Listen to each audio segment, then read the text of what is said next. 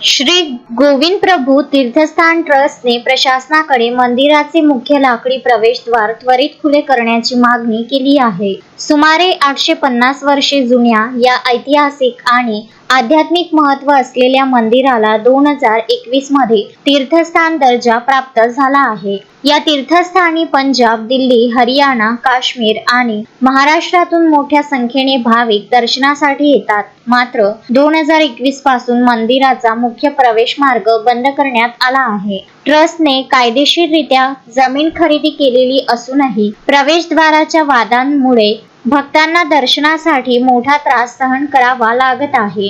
भाविकांची होणारी ही गैरसोय लक्षात घेता प्रशासनाने तात्काळ हस्तक्षेप करून मुख्य मार्ग खुला करून द्यावा अशी विनंती ट्रस्टचे अध्यक्ष विनय मुनी दर्यापूरकर यांनी केली आहे। गेल्या 850 वर्षापूर्वीचं गोविंद प्रभूचं एक तीर्थस्थान सरकारच्या भाड्यामध्ये होतं आणि ते स्थान दुर्लक्षित होतं।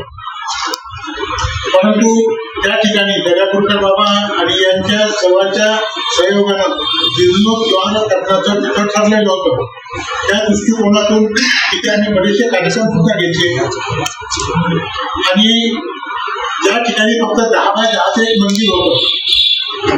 सरकारला आम्ही अनेक वेळा विनंती केली किंवा आम्हाला तुम्ही तुमच्या मंदिराची जागा द्या, आम्ही या ठिकाणी भव्य दिव्य मंदिर बांधतो। परंतु त्यांनी बरंच 1 वर्ष 2 वर्ष त्यांनी त्या कुठल्या टाळाटाळ केली। शेवटी त्यांची जी जागा गोविंद प्रभू तीर्थस्थान ट्रस्ट यांनी विकत घेतली।